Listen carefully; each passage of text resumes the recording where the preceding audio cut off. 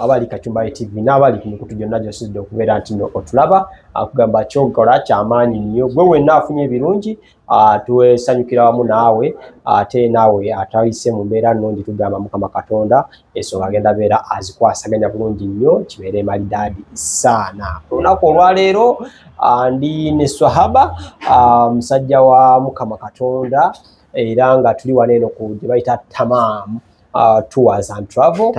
Tamim erinnya mbadde Tamam Tamim Tours and Travel. Kati nno bw'owulira Tours and Travel akitegeeza ki? Kitegeeza mirimu, kukola na kutambula.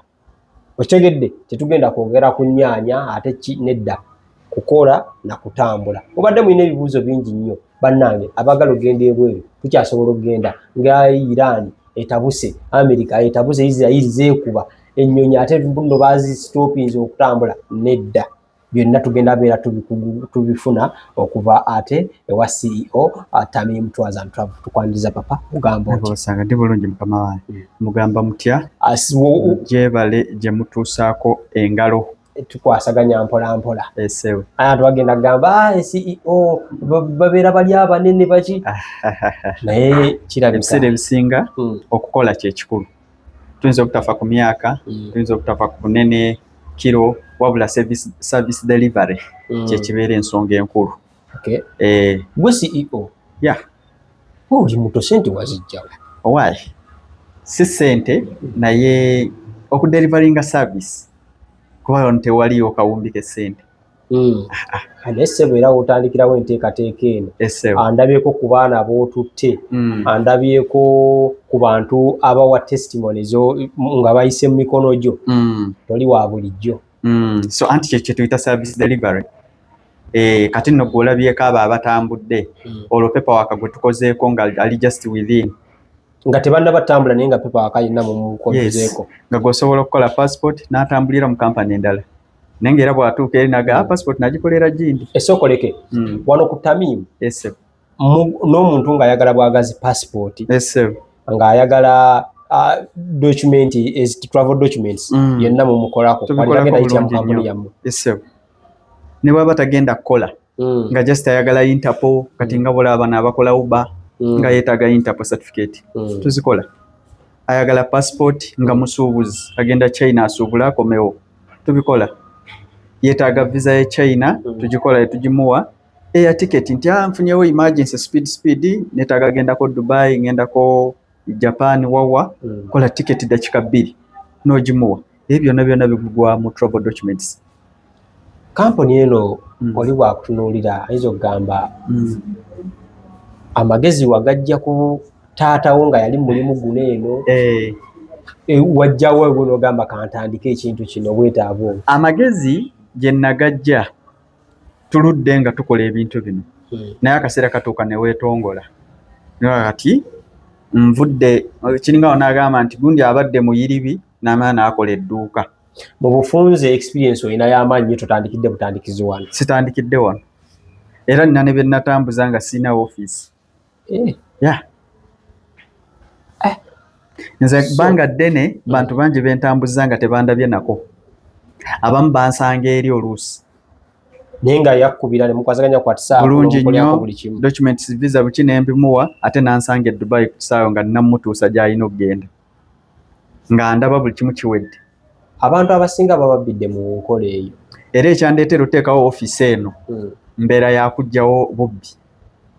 Si kugjawo bubbi kuba nze siri wa poliisi siri wa kinti oba nwanagana n'abantu bwe batyo wabula nteekawo embeera y'obwesigwa nga saagala nnyo bintu byakundayiza. Abatubbye nnyo bakola genda ku office sasula bakuwe receipt. Wanfuna bulungi nti ofunyeemu issue yonna nga tonnaba kujja ku TikTok oba ki genda ku office. Bonna ab'osanzeewo mulabe mugenda ensonga eyo gihandulinga mutya. Oba nfuna bulungi nkategedde. So ensonga lwaki office eno yateekebwawo era guno omwaka eri mu gwakuna naye nga wali already operatinga. Nze natandika okukola ebintu bino okuva 2018. Myaka ogenda mu 8 genda myaka 8 experience. Era nina abantu nga bakoze bakajjako mu vacation nga bagenda bwe bajjayo ng'abamu n'ekyeyo bakivuddemu nga bayita mu mikono gyange. Kitegeeza ekyo nno gwatulaba kitegeeza bwesigwa. Buba bwesigwa. Nyinza obutaba perfect kuba era mulimu era ebitawaanyamu ng'abantu naye era bubaamu ebitusumbuye era tutuula tyano twateesa wano naye wazzeewo embeera bweti ne bweti mumiikirizaamu. So abantu obudde buno batya okutambula n'okuwaayo ssente zaabwe mu kampani ndiko mu interview ngenda kukubira olw'olutalo olugenda mu maaso wakati wa Iran, Israel ne America. Abantu abali mu kiko ekyo gwe ng'ali mu mulimu guno gw'okutambuza abantu oyinza bagamba ki era oyinza kyogerako ki ekyo? Kakati ensonga eyo ekituufu olutalo lwo lwa ddala funa bulungi lwo lwa ddala ate era lutambula naye omuntu yenna ayagala okugenda ebweru okukola tekirina we kikuafectingira kujja mu Tamim Tours and Travel ne bakola ku nsonga zo. Olutalo luno ffe nga ffe lukosezza byantambula nti airspace nti nnyonyi zezaggaddwa naye tebannagaanako visa kufuluma. Ako kategedde nti oli cleaner security guard visa ozifuna kasita okola application n'ofuna visa yo bulungi nnyo.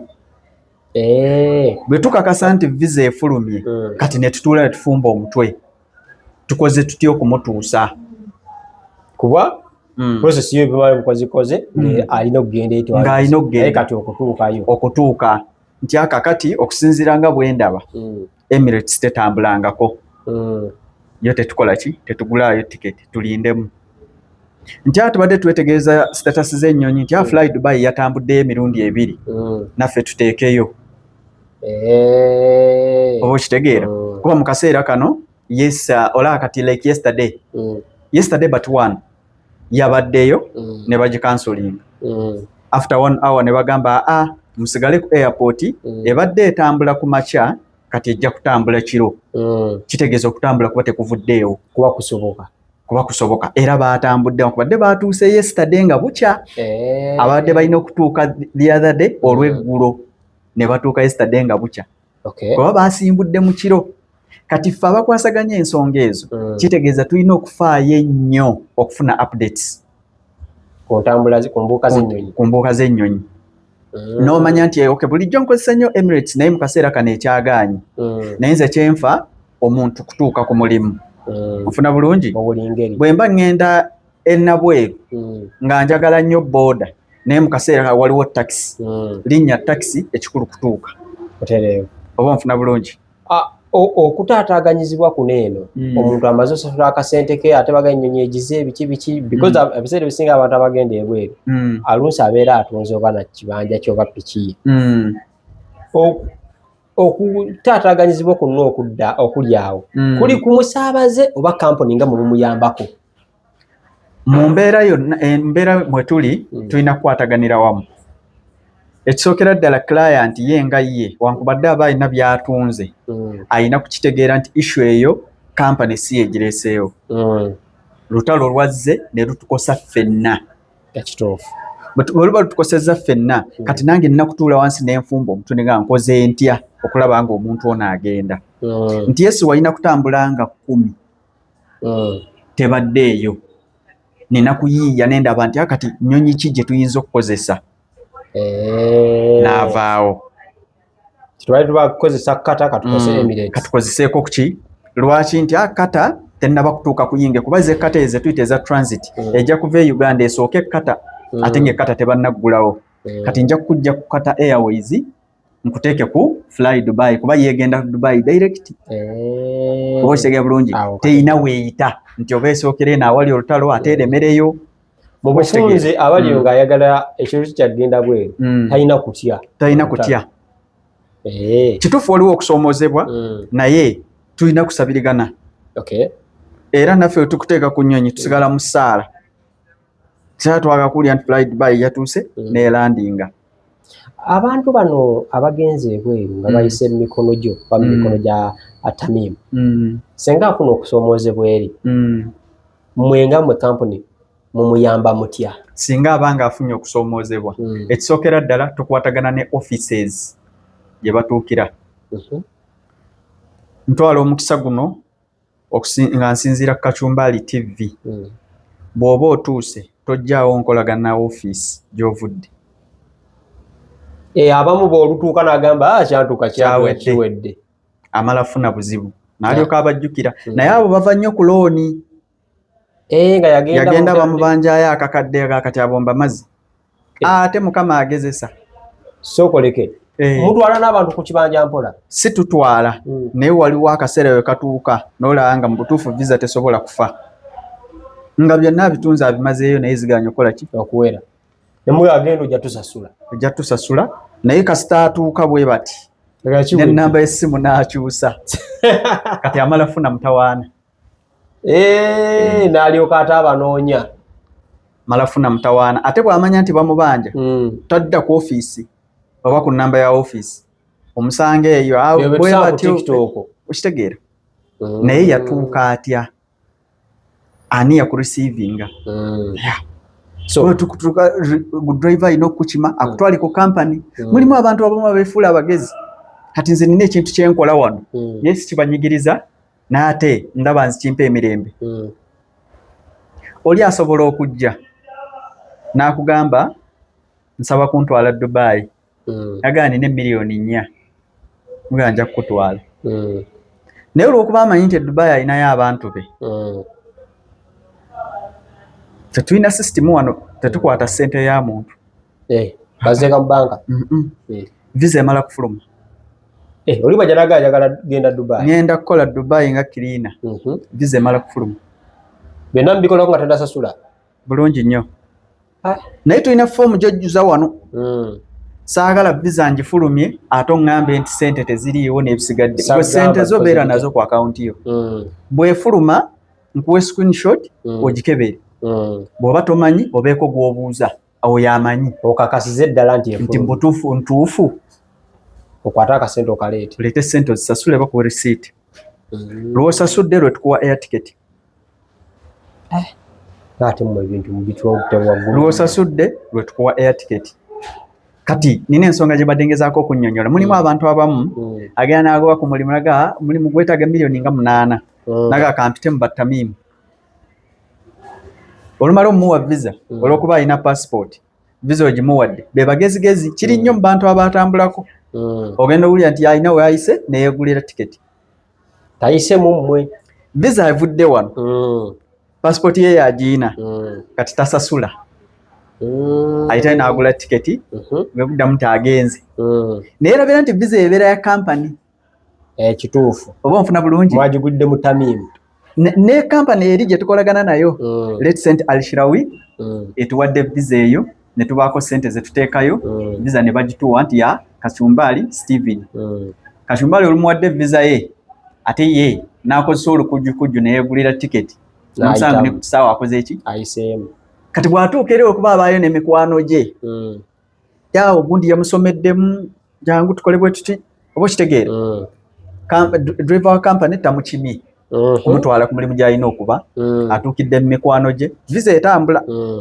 otuuka ekiseera obudde bwa visa buweddeko oluusi n'okuteramu abusikondi ataddemu kati bakuteddemu abusikondi tokyalina woolaga tokyasobola kufuluma kati bw'otandika okunyigirizibwa mu UAE ng'ogamba abattamiimu babi jjukira tewabasasula bwe yabyereetera kati abalaba ku midiya baga abantu abo babi ne batanoonyereza nsonga ki lwaki babi kyavudde ku kyono okwogera bw'atyo oba okitegeera awo kategedde kitegeeza abantu bonna bwe tulaba bakaaba kuno nga bavumalirira kampuni ebiseera ebisinga batono ng'ensonga mwebali abamu ng'ensonga zaabwe ntuufu naye mulimu bano mbuukira etokota yawulirako bagamba naye n'ayitaawo kategedde bulungi so ebyo tebinyuma so omuntu ng'ayagala tugambe tugende mbadde nina kyentereezaamu wali yensonga lwaki visa bwe zifuluma kati nina ekintu kyenkola sigikuwa gwe nnyiniyo kubira simu ntya visa efulumye genda ku ofiisi osasule kati bw'osasula nga ngikuwa oli mutuufu oba kitegere okujjawo kiri kuba omwana bw'atatuuka ku mulimu nze bansasuza fayini olw'okuba ggwe oli mugezi nnyo wali okifunyeeko byonna byenjogerako mbinamu experience so abantu bazibu omuntu wabeera ayagala kugenda for example Dubai oba Katakola ayina akasente ke atuli mwezi gwa kusatu ayagala afulume tugambe mu gwokuna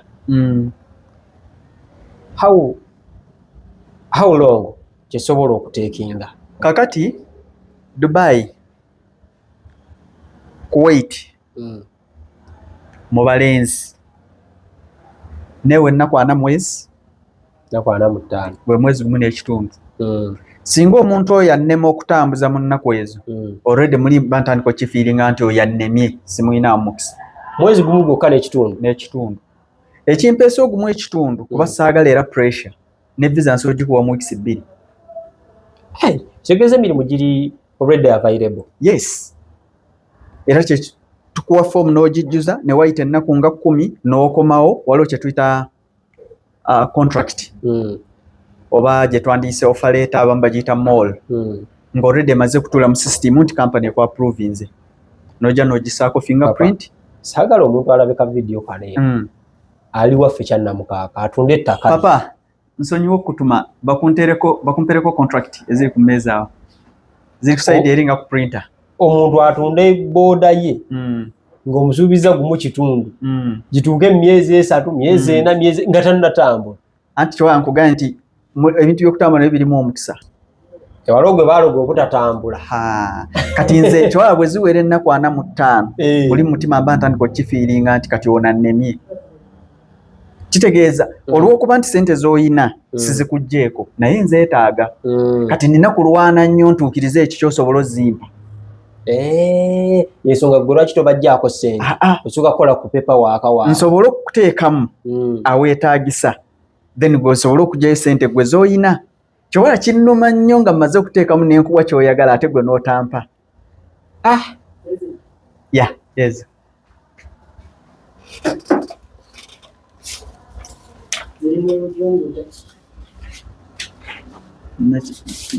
ati olaba gyentegeeza nti contract yeenu ati eno mmoolo egenda okufuluma nga olredde mu system mwoli nga naawe osobola okwekeberera ga musajja ekituufu andiko n'akafaananyi buli kimu nga bibeera mu lugundi nnyo anti kati bino ebiri mu Luwarabu luno lwe Luzungu omuntu asoma wano n'ategeerera ddala oba omanyi Oluwarabu soma Luwarabu oba omanyi Oluzungu soma Luzungu kati bano balindidde fuluma ne visa weeziri essaawa yonna bagenda yes n'asayininga wano eno eya ministry kati eno kasita efuluma by all means visa njiwa ennaku nga 3 kubanga njiyina katonda amaze ebbanga ki nga abagambye nti njagala genda ono yakola registration kyali ennaku z'omwezi 3 ogwokusatu era ekyamulemeseza okutambula mu kaseera kano olw'okuba ebyo ebibaddemu ebya flight nebisigadde leero 18 n'omwezi teguweze yakola registration nga 3 kyanze omuntu muwe ennaku 45 so bwe zikalwa mba ndaba atandise okunnema bassebo ne bannyabo ndowooza ensonga muziwulidde gwe naali ng'oyagala okutambula Tamim opposite bantu balagirire bulungi Climax Tamim Tours and Travel tusangibwa ku Melina Mall building eri slightly opposite Climax emakindi mirimu ki obudde buno egiri available omuntu gy'osobola emirimu egiri available kantandika n'abaana abawala nga gyakukola waka gyo eva gibaawo w'oyagalira wonna jangu omwana omuwala nga housemaid input ateekamu wammeka ankubira essimu ndowooza yeyo ssebo nnyabo oba ssebo eri awo wansi eri 745 6 6 0 9 0745 6 6 0 9 akubiri obadde okyagimenya abawala egyewaka gibaawo ate bwe kijja nga wakolako naliko Jordan naliko Saudi ate awo oyanguwa nnyo mufunza abalina experience oyanguwa nnyo then nsaba ntangaazeemu ku mirimu gy'abawala nga tayagala waka tuba twetaagamu obugumiikiriza. Lwaki visa z'abaana abawala naddala mu eno mu mawanga g'Abawarabu nga emirimu egy'ebweru ntono. Ye saagala nkusuubize wiiki 2 emirimu mitono. Underline the word mitono. Ku bawala naye okukola waka mingi jo tomalaawo. Tegeeza ayagala otambulirawo omusajja yakubyemu embooka awo n'ogamba nze ŋŋenda gendera kugyewaka naye egy'ebweru gino nkiliininga bweru biki nga siri mu kiyumba bya housemaid gibaawo naye giba mitono. Yetaagizaamu akasente. Musobola okubaayo nga muli 10 nga nina visa 5. Okitegeere osobola omukyusiza osobola okukyusa ng'ali eri mu kiyumba asobola okukyusa n'okufuna wano n'ogamba genda wano in case ng'asobodde okukkaanya ne company emureceivinze kasita bakkaanya. Then abalenzi gyo tulinawo ja cleaners construction helper bano nina idea mu kuzimba kupoota biki weegiri eby'okupoota weegiri bulungi nnyo mirimu weegiri wano emirimu weegiri. Then ba cleaners warehouses mirimu weegiri ku balenzi ne security ninawo slotweri naye nsuubira ogiggala obudde bwonna okutegeeza banguwe yose ya security nsuubira ogiggala naye bano abasigadde eva ebeera open weegiri. Bano bakola ku airport bakago handlers weegiri. Kale ndowooza mukitegedde bassebo ne bannyabo. Kusoomoozebwa ki kusanze mu bizinesi eno? Okusoomoozebwa one abantu kwogera bye batalinaako kumanya olw'okuba nti yawulira nti ebweru batunda bibumba kati n'alowooza ne Tamimu kyawola ki nawe mbatwala kati ate n'akifeedinga mu balala ogenda bweru gwe nno nkusaasidde n'alemesa munne ku kintu ky'atalinaako kumanya. Ekyo kikyamu. Ndi mu kyalo njagala genda bweru kukola mbeera ne bakyali bange tubeera wakaawo naye nze ekirowoozo nkifunye njagala genda biki bye nnina okugoberera oba okufaako ennyo sooka omanye kampani mw'otambulira ginoonyerezeeko ekola etya.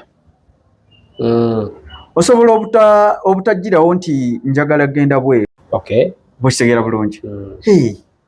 Kale nga tuwumbawumba ebigambo ebisembayo essebo tulinawo ne projekiti abaagala emmotoka bannange tulinawo Tamimu Motors mutunda emmotoka yaguddewo Tamimu Motors across naye nga buli kimu kiggwera wano emmotoka tujja bijjako ebiveera ennyo okubatambula batuukayo ne bakola ssente ate batusindikire tuggulemu mu mbeera eyo naye nga tubasaba okusupportinga kampani yammwe fetuliwo okutambuza services. Kampani eno bw'ogiraba Kalango nga ngikuba togamba ate Kacumbali akoze eki kampani mugitegedde kati yaffe ntuuse wano ebyaddala baliregiiti so mubettanire kuba nnyo ku ssimu eno 0745616609 esinga byonna jabeera obifuna beere bulungi weraba. Tweyanziza nnyo abalabi baffe abalungi ku Kacumbali TV era tusaba temujjanga okwo. Mazima.